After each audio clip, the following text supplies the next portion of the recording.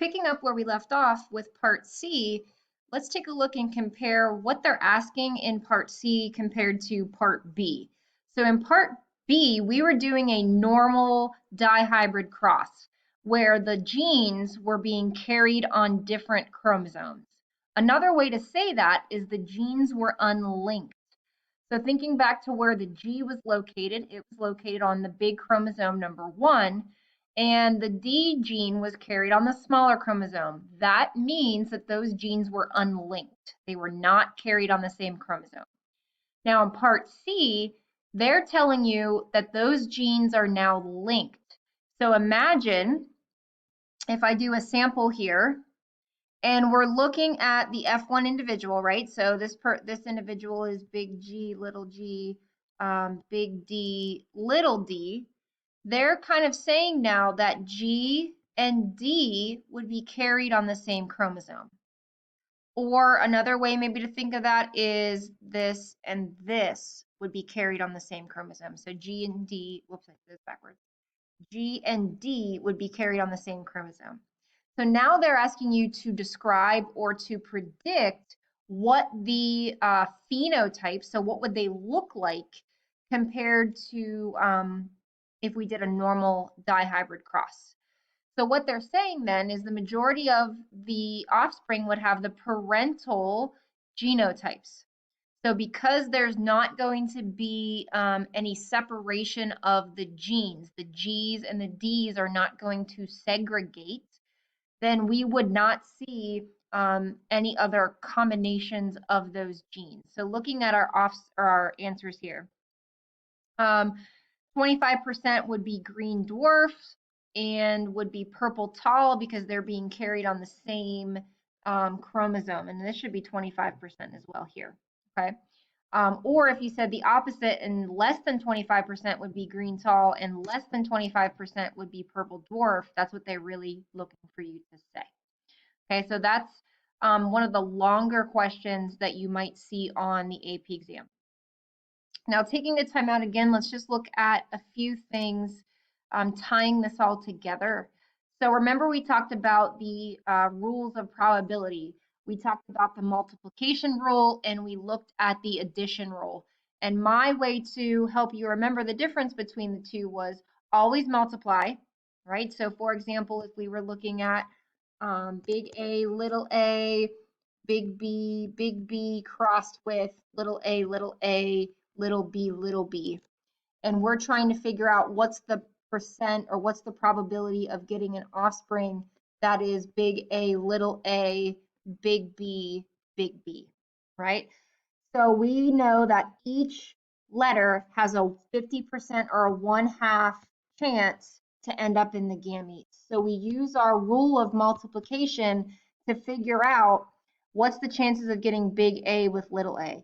So one option is taking this A, 1/2, and multiplying it to this A, and that's one combination of getting big A, little a. That's going to give you 1/4. But is that the only way to get big A, little a from this cross? No. If we still take this big A, but use this little a, that's a different combination. So we still multiply, but where the rule of addition comes in is when we have more than one possible way of getting something, that's when we add. So the way or the probability of getting big A, little a is going to be 1/2, right? So 2/4 or 1/2. We would then repeat that for big B, little b, and then multiply your two answers together at the end. Okay, so just a quick refresher on those rules of probability. And Mendel used those, right? So he came up with applying that to Punnett squares. Okay, now here is another problem. This was from 2010, and this would be another long one. I know that this particular PowerPoint cut out some of the parts of the question.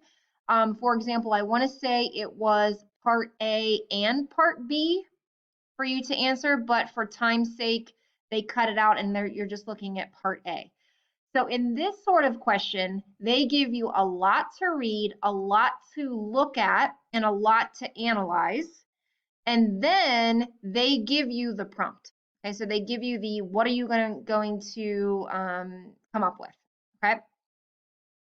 So pause our video here, read over the prompt, and then figure out what you're going to answer. And we'll come back and look at it together. Okay, so as you're reading this, something that you might want to keep in the back of your mind or start thinking about is, okay, what type of inheritance pattern am I looking at? Is this regular autosomal? So is it being carried on a regular chromosome, or is this sex-linked? Am I seeing it more often in males than females? That's kind of the first question you should look at. The second question is, what appears to be dominant here? Is this a true dominance? Is this an incomplete dominance? Is this a co-dominance type thing? And use your numbers to help you decide what you're looking at, okay?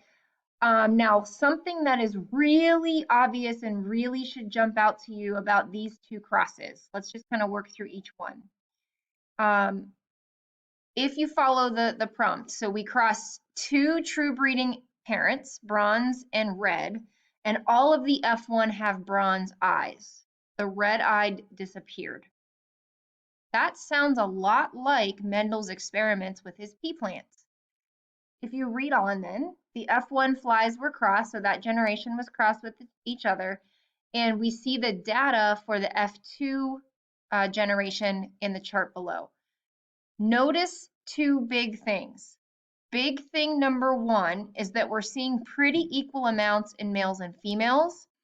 And big thing number two that you're seeing is that there's sort of a 3-to-1 ratio, right? So if we look at bronze eyes compared to red eyes, if we would take that and reduce that down to a ratio, you would see that that's making a 3-to-1 ratio. Okay, so keep that in mind. That kind of looks like normal dominance. Something's dominant, something's recessive.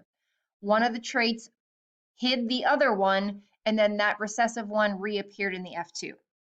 Looking at cross 2, is that similar or is that a different type of inheritance pattern? So looking again, we had two true breeding parents, normal and stunted. All the F1 had stunted, so there we see again, one of the traits is hiding another one, it disappears. And then when we cross those F1 flies, all of the generation F2 show the results below. Thing number one, are we seeing it more in males or females, or are we pretty even? Pretty even, so this is probably just normal autosomal inheritance.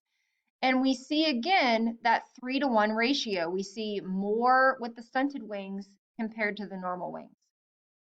So thinking about that corn lab that you did, one of the things that I asked you to do was work backwards to figure out the parents, okay? Now, I'm going to flip to my other page just so I have some more room and it's not so sloppy. And let's think through this. So our P generation had bronze eyes versus red eyes, and we had our parents that were true breeding. Looking at our data, which allele seems to be dominant? It looks like bronze eyes.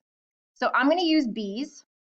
So B is going to be for bronze, and lowercase b is going to be for red. And our P generation started with true breeding parents, which means that they're homozygous.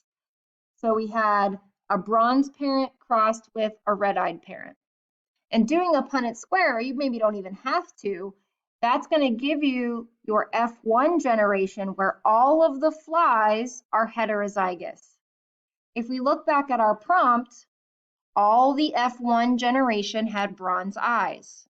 That's kind of what we're seeing here. All of the F1 are going to be bronze eyes, they're going to be heterozygous. Now, if we take two of these F1 offspring, so I know we kind of said this was gross in the past, it's like taking a brother and a sister and crossing that. Let's just do a quick Punnett square over here. We should see a 3-to-1 ratio of bronze eyes to red eyes. That's giving us our F2 data, right? So 3 bronze to 1 red. And based on our data, that's what we're seeing. Okay, so for part A, for that first one, they're really asking you to draw conclusions. What's going to be dominant? What's going to be recessive? Is this autosomal? Is it sex-linked? Is it complete dominance, incomplete dominance, codominance? Use your words that you know to make some conclusions. So your answer might look something like, eye color is controlled by a regular not codominant, complete dominant trait, with bronze being dominant over red eyes. And this would be carried on an autosome because we're seeing it equally in males and females. And you would use your numbers in that. You would use your data to kind of support that. Now, cross 2 is almost identical to that in the fact that we have one allele being completely dominant, which this looks like stunted is dominant, and normal wings is recessive. So we would repeat that same conclusion, but using different letters, obviously. We're using stunted versus normal.